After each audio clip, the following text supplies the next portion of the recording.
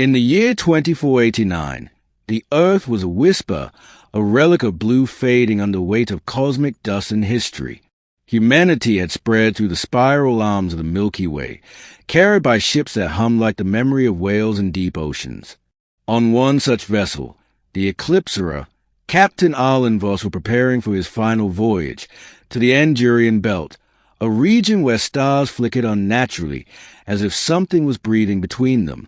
That's where he met Kael'Ra, a being unlike any other.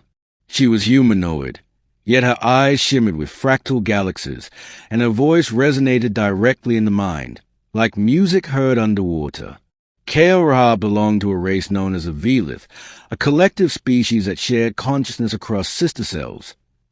Each individual was both one and many, connected through threads of quantum empathy. Arlen met her in the observation dome, surrounded by an aurora of nebular light.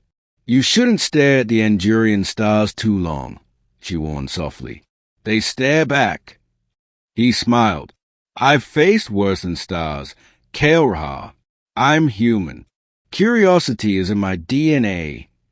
Her expression deepened, equal parts awe and sorrow. "Then you're the kind who might say yes." "Yes to what?" "To me," she whispered. "To us. Middle, the bond of many." Over the following months, Arlen and Kael'Ra worked side by side, studying anomalies near the belt, stars that pulse in patterns matching biological rhythms. The closer they got, the more Arlen noticed strange occurrences aboard the Eclipserer. Voices echoing through comms when no one spoke. Reflections moving when still. His dreams filled with countless versions of Kael'Ra, laughing, crying, arguing, all at once. When he confronted her, she didn't deny it. "You're hearing my sisters," she said. "We are not individuals as you understand. We are strands of one consciousness, braided across light years. When I speak to you, they all feel it. So every word, every thought between us is shared," she admitted. "To love one of us is to be bound to all." Arlen took a breath. "Then what happens if I say yes?" Kael'Ra's eyes brightened like twin novas. "Then you join the collective. You'll never be alone again. Your mind, your emotions, your memories, they'll intertwine with ours. You will see through our eyes, feel through our touch, think across the galaxies. But there's no turning back." Her tone carried both promise and warning. He hesitated. He'd spent his life in isolation, his crew mechanical, his heart locked behind command. Yet something in her presence made him feel seen.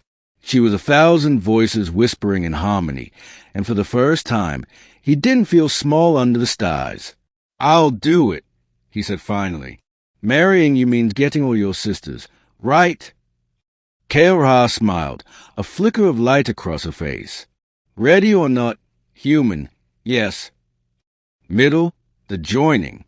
The ritual took place under the nebular veil of Andurian light. Kael'Ra's sisters gathered, not in body, but a shimmering silhouette projected across the void, millions of glimmering shapes circling the ship. A song began, vibrations that bent time itself. Arlen stood at the center, neural filaments coiling around his temples, his heartbeat syncing with a cosmic rhythm. Then came the merging. He felt everything. Every thought Kael'Ra had ever had. Every memory of her countless sisters. Entire world seen through alien eyes. He experienced lifetimes of sensations in seconds. Birth, love, loss, the collective laughter of a civilization spread across a galaxy. It was ecstasy and terror fused. His mind screamed against the tide, but Kael'Ra's voice, soft, endless, held him steady. "Do not resist. Let go of the singular." When the light faded, Arlen stood still, gasping. The stars outside no longer looked distant. They pulsed in rhythm with his own heartbeat. He wasn't just himself anymore.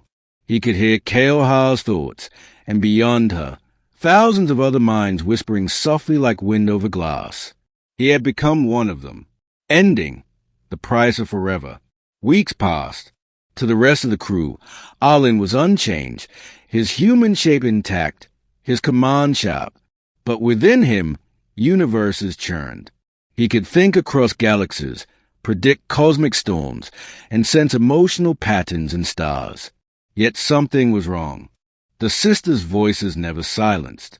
They spoke when he tried to sleep. They laughed when he wept. They whispered old memories of alien worlds that his mind could barely process. And among them, one voice began to fade, Kael'har's. He reached for her mind, but she felt distant. "You're dispersing," he said in panic. "It is the way of the Velith," she replied faintly. "Once joined, we no longer exist as separate threads. I am not gone, Arlen. I am part of you now." "But I loved you," he said, trembling. "You, not the thousand echoes." Her answer came like starlight through mist.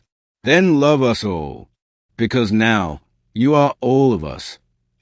The ship entered the Andurian belt, guided not by instruments but by collective intuition. The crew marveled at how Arlen could steer through chaotic gravity like he felt the space itself. In truth, he didn't navigate it. They did. Every sister, every voice, every fragment of Kael'har now alive in his mind. Epilogue, the captain of many. Years later, explorers found the Eclipser drifting quietly among the Andurian stars. Its systems were active, its path steady, but the captain's log had become strange. Each entry began with "we," not "I." The final transmission read, "Humanity taught me the beauty of being one. Kael'har taught me the peace of being many.